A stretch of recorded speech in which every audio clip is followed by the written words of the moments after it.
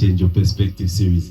I'm your host, Mwansam Sonda, Big O's 5th year aeronautical engineering. And with me, I have a really amazing guest, someone who's going to help us gain some insights in topics that affect students, but not only students, but the youth at large. So we're going to introduce herself right about now. Hello everyone, my name is Christine Mutande Banda, and I am the Gender Affairs Secretary of the Student Health Awareness Society. I am a peer educator, I am a 4th year law student, and I am a sexual reproductive health rights advocate. So that sums up who I am as a person. Okay, wow, that's good. So the basic idea for this episode is just for us to get into some of the things that affect us as students especially. So with me, as you heard for yourself, I have a peer educator, a sexual rights advocate, sexual reproductive health rights advocate, SRHR.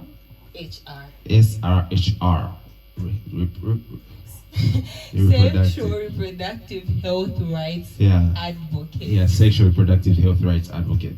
So without wasting too much time, let's get into what this is about. So Christine, tell me a little bit of what sexual reproductive health is. Okay, so when it comes to sexual reproductive health, a lot of people have a lot of misconceptions, because firstly, the first thing they'll think about is it's just sex. But really, it's not just about that. It deals with a lot of things that are related to sexual reproductive health, like somebody's physical, mental, and social well-being.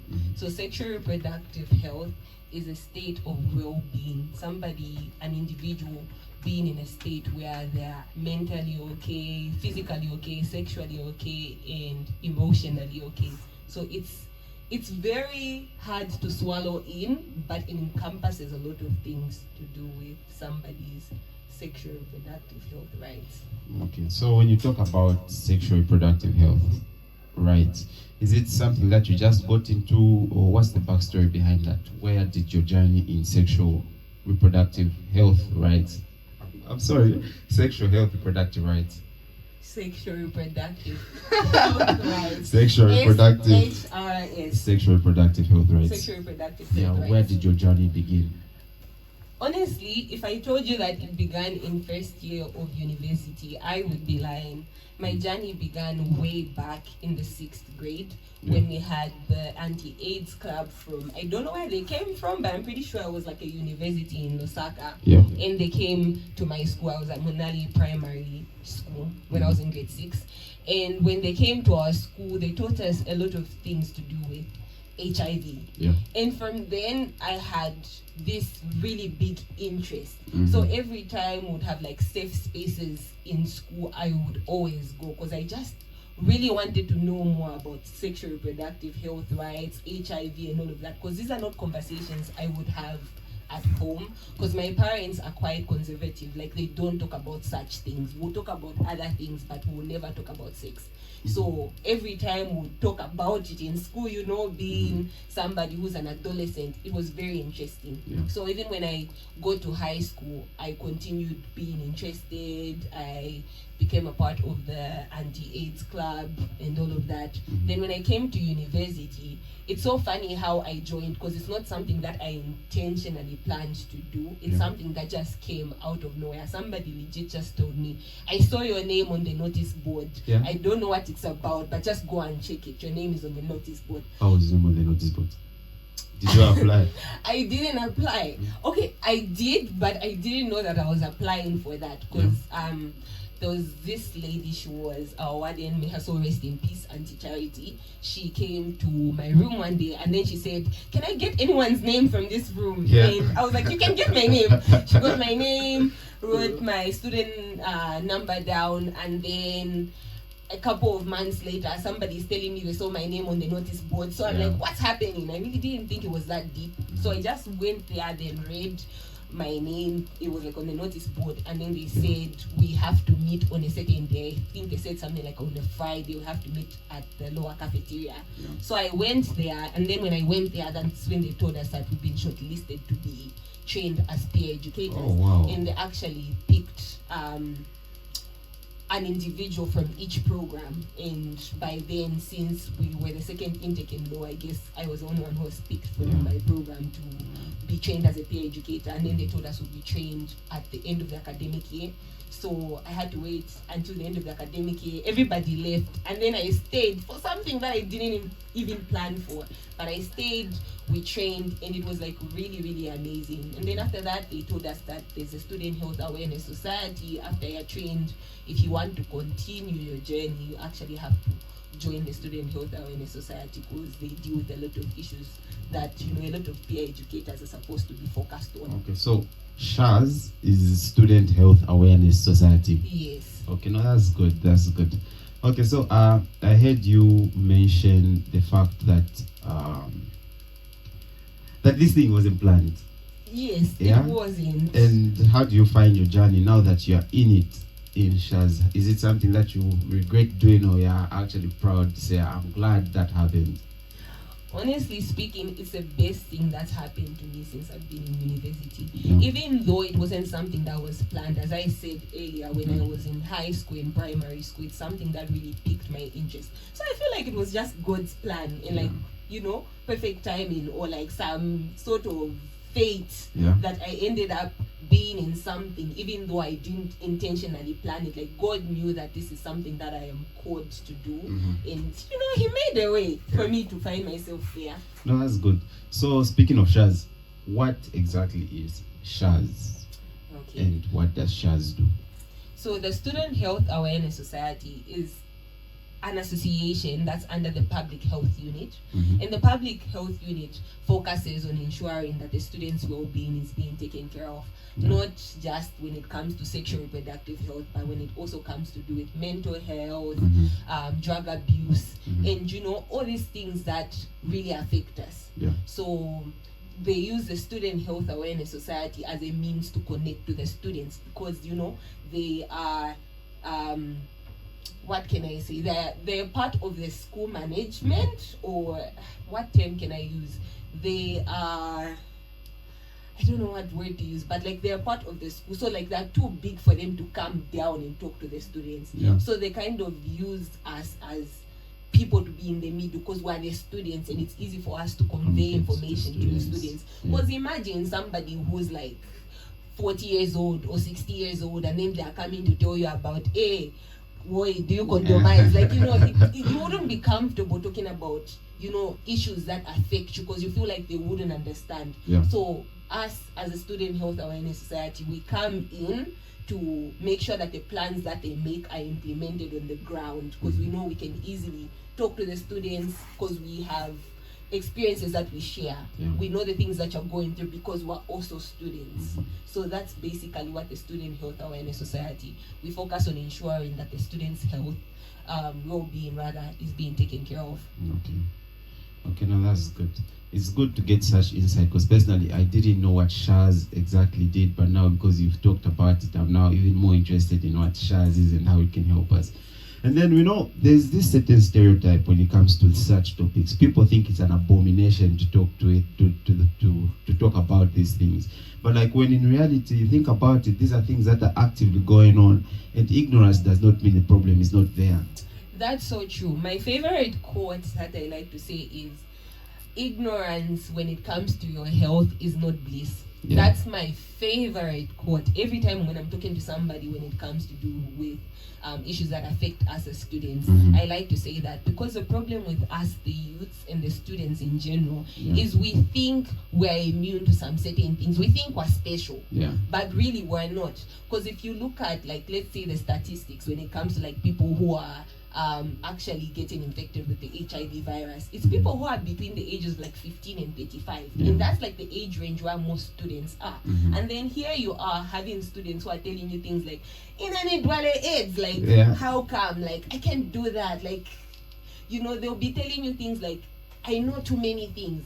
But if you sit down and then you ask them the most basic information, you'll be so shocked that a lot of people don't know things that they are supposed to know at their fingertips. Mhm. And it's very sad because when you are well informed, you make well informed decisions. That's true. So that's why sexual reproductive health is very important, because it helps you make informed decisions, because you cannot make a decision over something that you don't know. Mhm. So when you know that if I do this, the next step that I'm supposed to take is this, to ensure that I don't get sick or actually live a much more healthy life. You make sure that you don't make that mistake. Yeah. But if you don't know anything, you will continue going blindly, and then you end up coming to the Student Health Awareness Society or going to the clinic when things are only like really bad. And when it comes to, like, let's say some certain STIs like HIV, this is something that is not curable. Even though it's like not the end of the world, it definitely isn't.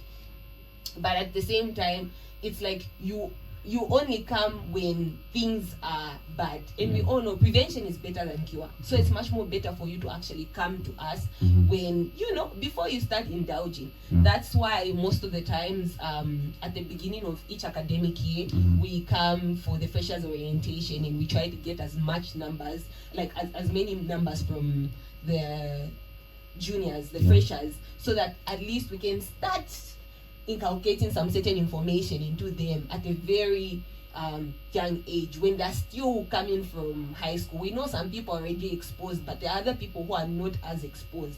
So when you actually start telling them this information when they're still new, it's much more better than when it's a senior. Most seniors don't even want to sit down and actually talk to you. Even when we do door-to-door sensitizations, and you go to a door and then you're talking about, like, let's say contraceptives, or you're talking about how people should use condoms, I'll tell you things like, we don't want to know, like, it's fine, just pass. But when you go to a room with a fresher, they will sit down with you for 30 minutes, and it's so interesting because they really want to know. As you've said, ignorance really isn't bliss when it comes to your health. So get that, guys. Ignorance isn't bliss when it comes to your health.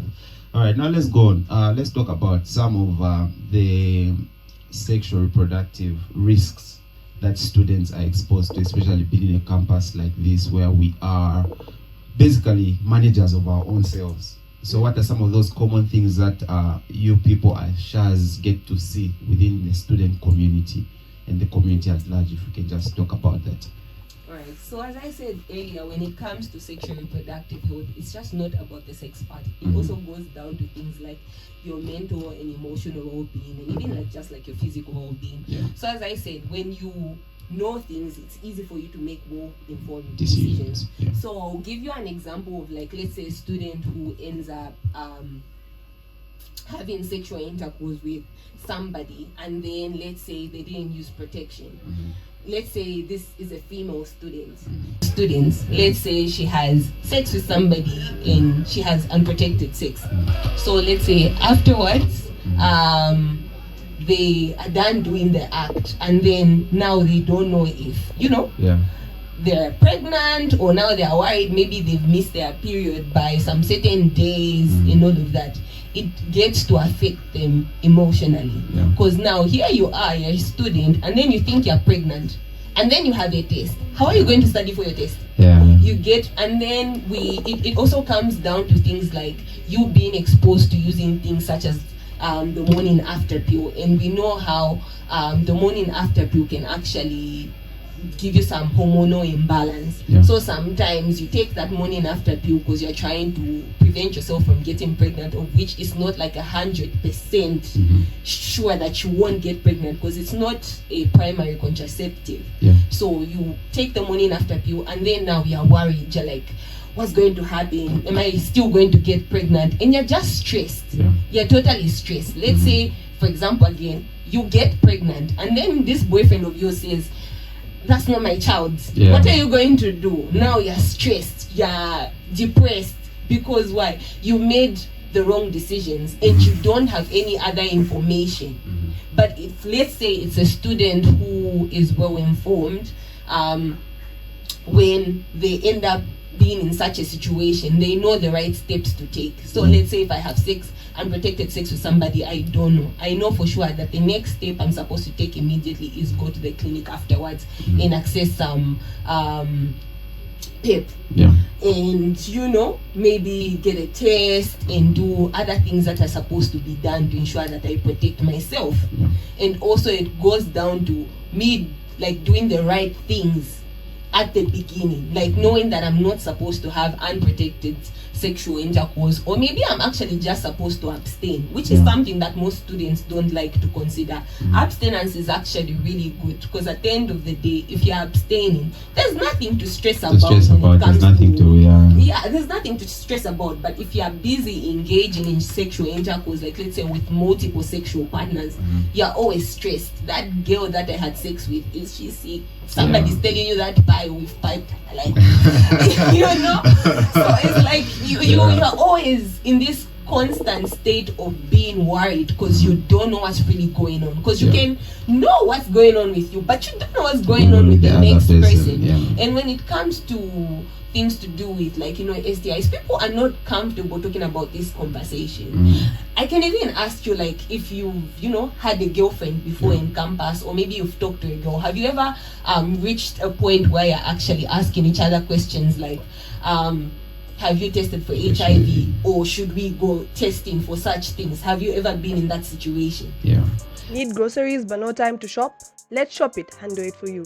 Shop it, CBU's #1 errand service, from the store to your door. Are you asking me? I'm asking you a question. I think abstinence is the best contraceptive, they say. So the more is just stay out of these things, the better all these things, you avoid certain questions like these ones that you're asking. You feel me? So for me, I don't think I've been in a situation where I have to ask someone if they've, like, do you have HIV, or let's go get tested together. You see, so I haven't been in that position. I think asking somebody, do you have HIV, is not the right way to go. The right way to go is asking somebody, do you know your status? That's it's a much more better way to say it, rather than going like, do you have HIV? Because that sounds like an allegation. To like also apply wisdom when you're having these conversations, because you can't just say certain things. People take them differently. Yeah. So I think the best way, as you say, just as do you know your status? Just have that conversation. Yeah, and I like something that you pointed out. You said something like, I feel like we shouldn't have like such conversations, because like abstinence is the right thing to do. But the truth is, we're in university and not a lot of people are abstaining. And these conversations are conversations that we're actually supposed to be having. And that's the stereotype and the misconceptions that we have a lot. Like that's one problem that we face a lot as a student health awareness society, where people don't want to have these conversations. But really, we're supposed to be having these conversations. And that is why the Change Your Perspective podcast is the best podcast out there, because we're bringing these things right to your doorstep. We're bringing them right to your ears. So go ahead. Exactly. So we're supposed to be having these conversations, because if we don't have these conversations, how are we going to have the proper knowledge? How are we going to know the right things if we're not having these conversations?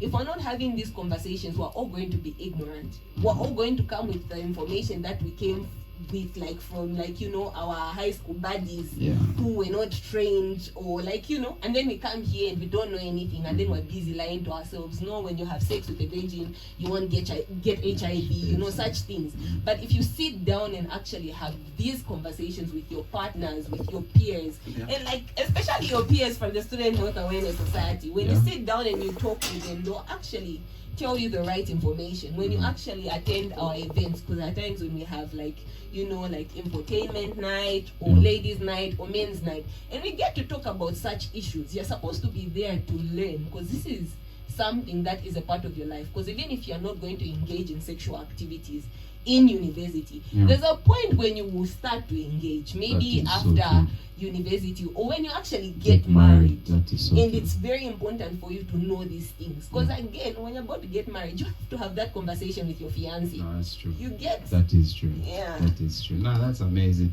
And you had pointed out like how in university it is, I don't say a norm, but it is common to see people have girlfriends and boyfriends. So how important is this knowledge in the relationship?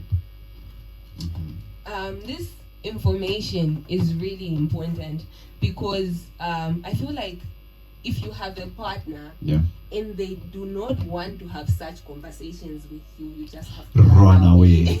Run you away. have to leave them, Yeah. because clearly they don't care about you. Yeah. Because somebody who loves you, will care about your Yeah. sexual reproductive health, your mental health, and all of that. Mm-hmm. Because these things will definitely affect you. Imagine you think you think your boyfriend is a saint. Yeah. Because a lot of people have trust issues when it comes to do with matters with the heart, but people don't have trust issues when it comes to do with matters it is matters. Yeah. So exactly, Yeah. so you have a partner who doesn't want to talk about these things. Mm. That's A not a red good flag. thing. Don't say no, it looks white, it looks Mhm. pink. A red flag is a red flag. Because if you're not having such conversations, you'll be in situations where you're getting fungal, Yeah. you're getting STIs, Yeah. and you don't know where you're getting these things from. Your boyfriend is not going to tell you because you are not bringing up that conversation. Mhm. But if you sit down and then you say, you know what, if you want us to do this, let's do it the right way. Yeah. Let's do it the right way. Mhm. Let's use protection. Yeah. Let's abstain. Let's use contraceptives. Mhm. All of these things. And even when it comes down to things like using contraceptives, which is something that a lot of people like to abscond from. I want to talk about the morning after pill. Yeah. A lot of students use the morning after pill as a primary form of contraception, of which it shouldn't be used that way, because the morning after pill is an emergency pill. So what it actually does is it pushes your ovulation period to a later date. And that means if you're already ovulating, you're still going to get pregnant. Crazy. And that's something that most people don't know. Mhm. So you find a lot of students using that instead of actually saying, you know what, since we already got tested, we know each other's status, and we want to continue doing this, let's do it the right way. Let's go and get some contraceptives. Your boyfriend is telling you, my pull-out game is just okay.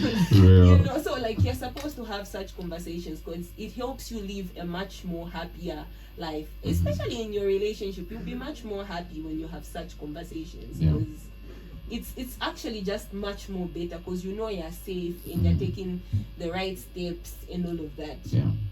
No, that's actually very profound that you mentioned all these things. So when it comes to SHAS, what are the resources and some of the programs that help students with all these things? How do students get in touch with SHAS, and how do they be able to attend the infotainment night, the ladies' nights, and run us through how someone can access the services that SHAS provides to students?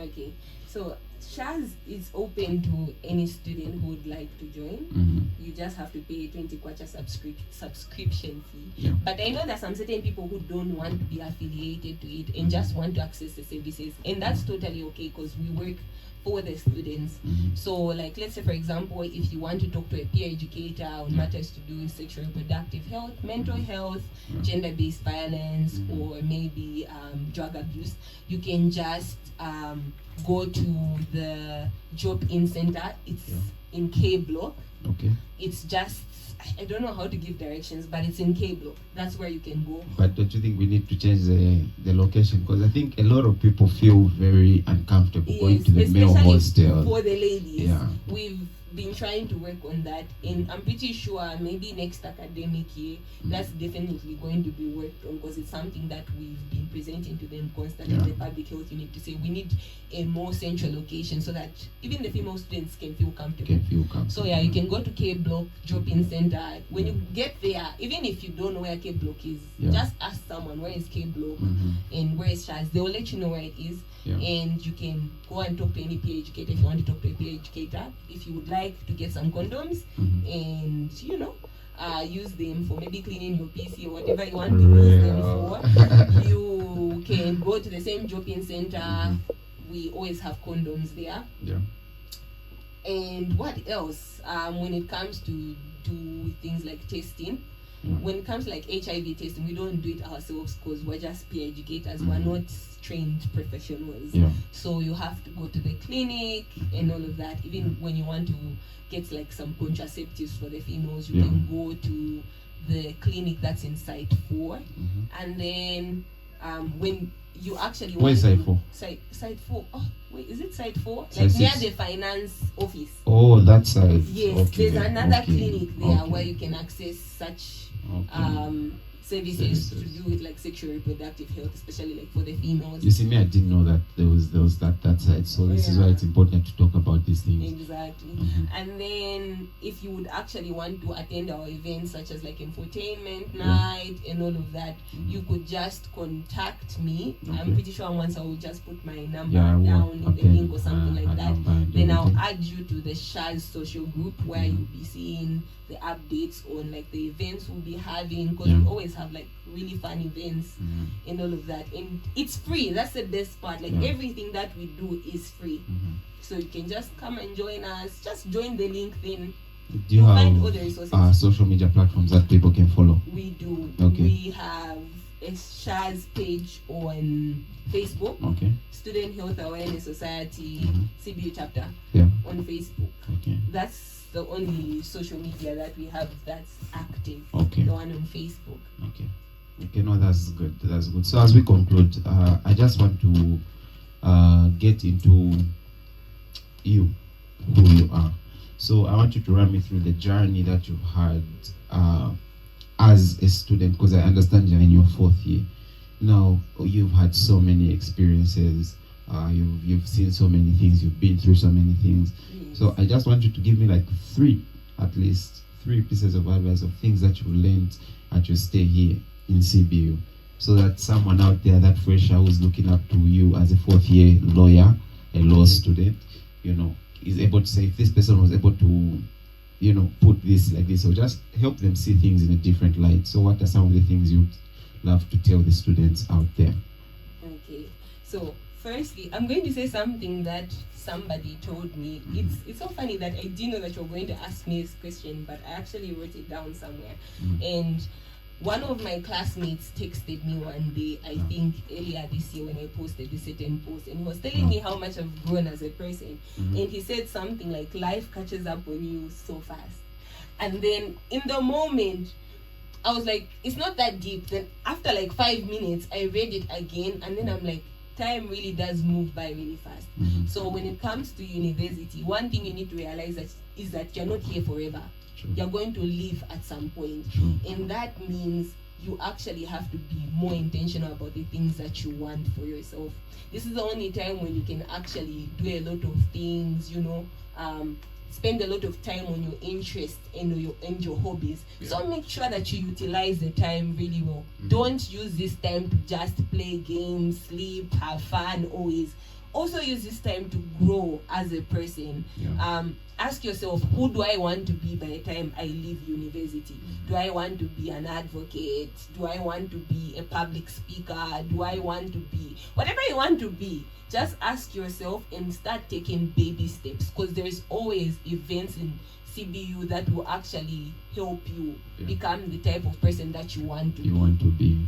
And then the second piece of advice I would give you is, no man is an island.